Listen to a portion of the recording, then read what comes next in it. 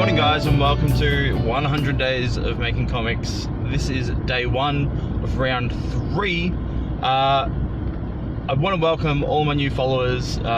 This has been a long time since I've done a video, and I've been having the itch to create comics again for a little while, and most recently quite a few of my friends have just started doing the 100 days challenge again, and that really got me excited. So I thought, you know what, I'm going to do it. I'm going to get back into my 100 days, get back into the habit of making comics.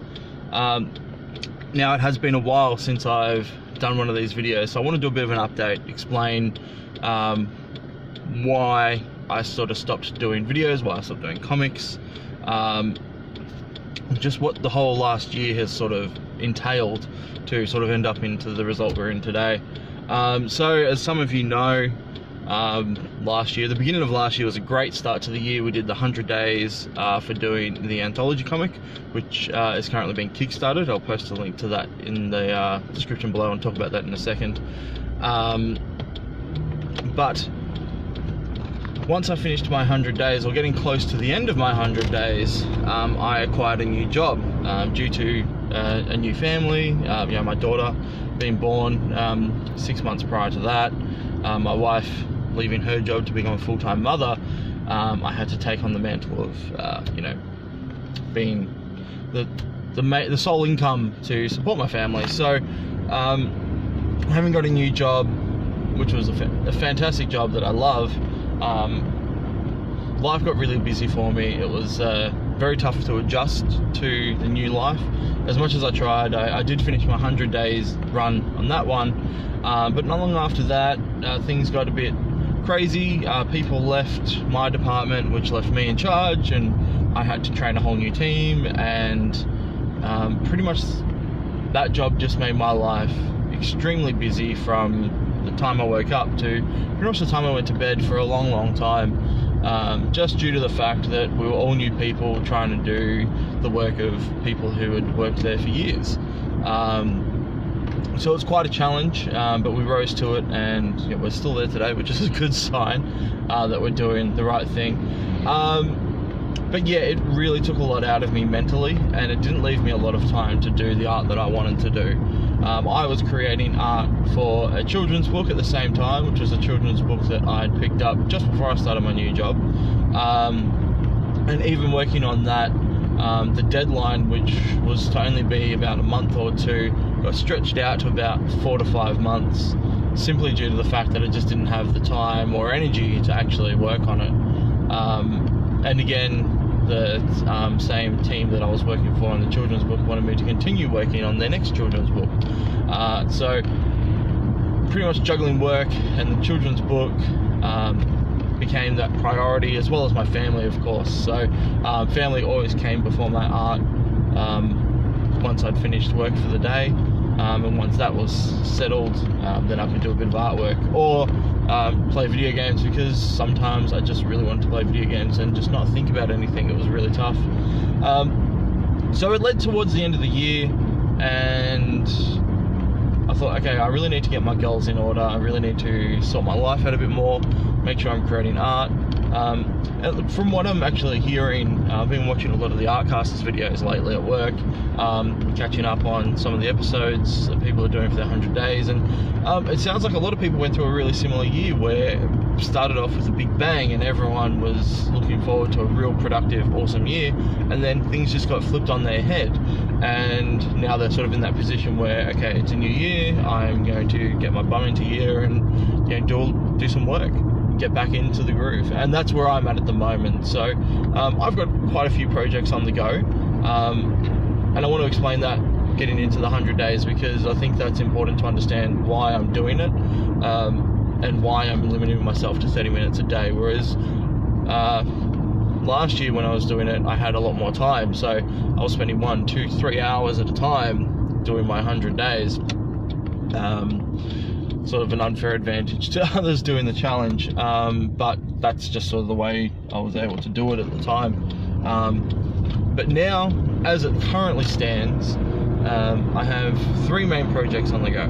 The first one is Monkey Junk, which is what I'm doing the 100 Day challenge for.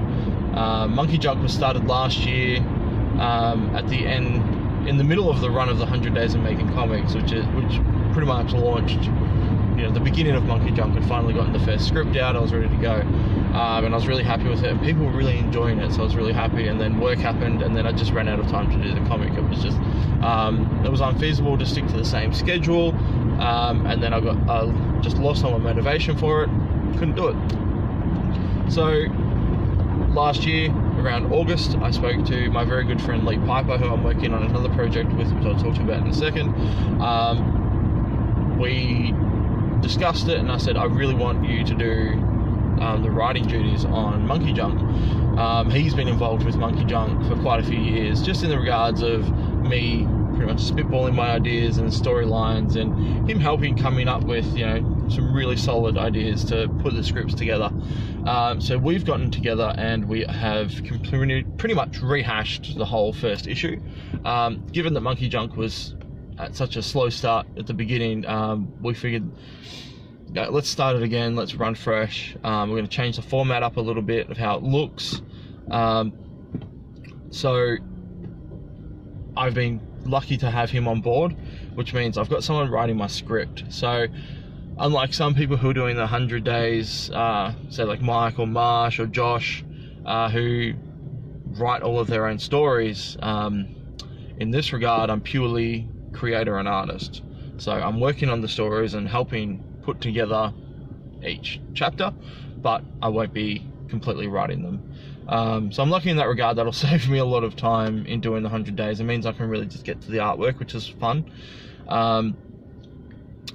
The next project that I'm working on is Kill the Hero. Now, a lot of you know about this. Some of you have even helped work on it.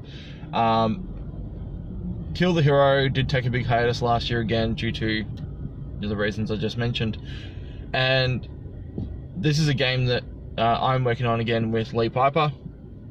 And this is a game we've been working on for, I think it's nearly 5 years now. It's come a long way, it's changed a lot. We've now come to a final set of rules, almost, maybe 98%, that we're really happy with. Now it's just up to me to get the art done. So that's the second project I'm working on. The third project that I'm working on, which is a short-term project, and probably one thing that I'm actually going to focus on the hardest for the next month to try and finish off as quickly as possible, is another children's book. So that team that I was working with, they've just got several children's books lined up, ready to go. So pretty much once I finish one, they're ready to start the next one within a month's time after that. So this one's 8 illustrations, should be fairly simple. It's just a matter of getting them done. So hopefully I'll finish that within the month. I've planned for 2 months, but I'm thinking that if I knuckle down in any spare moment that I have, I could probably finish it a lot quicker. And I think that'd be a nice change of pace for the clients compared to the way things ran last year. So with those 3 projects, I've had to schedule my life pretty differently to the way it was last year. One of the things that have been completely wiped off the board is video games. As much as I love video games, I definitely do want to get back into playing some games that I've got, just because they're fun and I love them. They're going to have to take a back seat. And I think this is really important. It's an important lesson I learned maybe 5-6 years ago when I sold my Xbox and said, you know what, no more Xbox, just art. Whenever I want to play Xbox, I should be drawing. I always felt guilty when I was playing video games, and that was always a good drive to say, you know what, it's time to get rid of it. I don't intend on getting rid of this one, because this is purely for relaxation purposes, and I think it's going to be good just those times when I wind down, or when I finish the challenge I could spend a few days doing it, or when I finish the children's book I can use that a lot of time to maybe just play some video games throughout the week. So my schedule now as it currently sits is, so I've got 7 days within a week. 2 of those days are dedicated to Kill the Hero. 2 of those days are dedicated to the children's book. 1 of those days is dedicated to a free drawing or art study. So by the time I get to Friday, I have the option to either continue working on the children's book or Kill the Hero or Monkey Junk. Otherwise, I can dedicate that to doing some study, whether that's, you know, studying hands, studying background, studying perspective, whatever it is I choose. I think it's important that I do get back into art study and learning again, because you can never learn too much. If there's anything you guys have probably learned from my videos, is you can never learn too much. Just fill your brain with art knowledge and for the rest of your life, because there's so many million ways to learn that, you know, and it's fun because it's art related, it's drawing related. Why not? Anyway, I'm not here to chastise you about learning to draw. I'm here to talk about my 100 days of making comics, and it's getting a bit long-winded now, nearly about 10 minutes. Yeah, and then Saturday morning will be like my project morning. So again, whatever project I have on the run, I can work on that. And then Sundays are probably going to be my days off, but in saying that, it's more than likely that I will be drawing at some point. Throughout all of this schedule, this is the main schedule, but then on top of everything else, I need to squeeze in 30 minutes a day to work on Monkey Junk. So, as I mentioned, Monkey Junk is a comic I've been working on for several years. We did a small run, I think it was about 5 or 6 pages. Went on a large hiatus due to unfortunate events, because of work, etc. Now I'm back. The new year started. I've got projects on the go, but Monkey Junk's something I really want to get out. I want to get the book finished. I want to publish it. I want to Kickstarter it, whatever I have to do to get it in people's hands, or whatever I can do for people to read it. My intentions for the book, as it goes up, is I'm going to be uploading it to Tapastic. So that's, for anyone who doesn't know, that's a free webcomic platform that you can upload to, so people can subscribe to it, so whenever a new episode goes up, they'll be able to read it there. It unfortunately means that I'm not going to be uploading super regularly. Maybe every fortnight or something is sort of my anticipation per page. Especially 30 minutes a day isn't a whole lot of time, but I'm sure there'll be some times where I'll dedicate a little bit more time to the book than not. Yeah, when I've got that spare moment. So those are my intentions, and then once everything's finished, it'll probably stay on Tapastic, but then I'll move it into a print edition. For me, I'm working currently A4, but I want to minimize it down to A5 size, so almost like a manga style comic once it's released. That's sort of how I've always envisioned it. It always felt like a sort of a manga-ish story to me, even though it's not. Definitely doesn't have that style, but it just had that feel to me. It felt like that's the best way to present it. So I'm sticking with A4 currently, but A4 is pretty versatile, and I can probably mix that up, you know, for whatever if I need to down the road, but A5 seems like a pretty solid size to me. Next to that, I'm going to be working almost primarily digitally with this. So due to work, I have the luck of actually owning an iPad, which is the work iPad, so it's not mine, but I am saving up for one. But I'm lucky enough that I get to take it home and use it when we're not using it at work. So I'm primarily doing everything on the iPad, and I'm actually going to upload a video over this so you guys can sort of see the process of last night's work, which is going to be great because I can start doing that every week, well, every day whenever I work on the iPad, for you guys to actually see what I've done. So I'm using Procreate, as many other artists I know who have iPads use. I'm undecided yet of whether I'm going to do the inks traditionally, but I do know I'm going to do all the penciling within the iPad, possibly transfer it, print it, scan it, and then letter it. At this stage, I don't know what I'm going to do for colour. I'm still thinking on that. I'm probably thinking grayscale and halftones, because I really liked the way that looked when I did the Anthology comic. So that's pretty much where I am standing. Day one was last night, so I'm going to record every morning afterwards. But day one I started, I got 2 panels finished, or 2 panels sketched out, I should say. Really happy with the way they look. although I'm unsure about the style that it's starting to take on. I feel like I need to do a bit of free sketching as well to get a better understanding of the characters again, and the world that they live in, but it's just going to come over the next few days for sure. Yeah, sort of where I'm at. So day one was a success. I did my 30 minutes. I finished 2 panels based on the script. That's pretty much it for the day.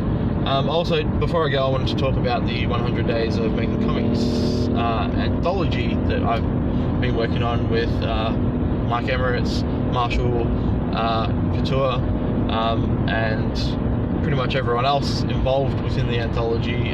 There's a lot of people and names I can't remember, but everyone who's involved, you guys are awesome. We are currently kickstarting this book on Kickstarter, and I'm going to post a link in the description below, like I said earlier. So if you guys haven't heard of it, or have heard of the 100 Day Challenge and have always been interested about it, this is a really great example of what all of these artists are capable of, and what you're capable of if you take on the challenge. And there's a reason why I'm doing this challenge for my 3rd time, because it garners results. And yeah, there's no fault in that. Like 30 minutes a day is nothing, but what you get out of the end of it is, you know, just so worthwhile. Whether it's the work you produce or the feelings that it creates in you, the accomplishment that you feel from it, it's great. I love doing it. I know it's going to be a challenge. It always is a challenge, that's the point of it. But I'm so glad that I'm doing this again, and I'm pretty positive that I'll make it all the way to the 100 days. But there's going to be some rough times, I'm sure, where it feels like I can't get that 30 minutes in. But by George, I'm going to do it. And by having the iPad, it's going to make it a lot easier, I think. Having access to it whenever I need it, I can just take it with me wherever. For example, I have to go to the in-laws tonight for dinner, which is no beef, but I'll definitely be taking the iPad to get some work done, which is so super handy. So anyway, I'm actually near work. I didn't expect this video to go this long, but for those who have watched my videos before, probably no surprise to them how much I actually ramble. I'm going to go to work now, quickly chop up this video, get it up on YouTube. That's probably going to be my schedule too, is my internet at home is shocking, so I'm going to be uploading from work because the internet is amazing. So when it comes to weekends, you probably won't see a couple of videos from me until the next day, and I'll probably just clump those videos together or do them separately, I'm not sure. But they'll be uploaded at work, so you might feel like I'm gone for 2 days, but I'll be back. Don't stress. Alright, I'm going to leave it there. Thanks guys for watching. I feel like I missed talking about what the 100 Days of Making Comics is, but I have to leave it. I might talk about it tomorrow, unless I already covered it. I don't know. I've forgotten now. Thanks guys for watching, and I'll catch you all tomorrow for day 2.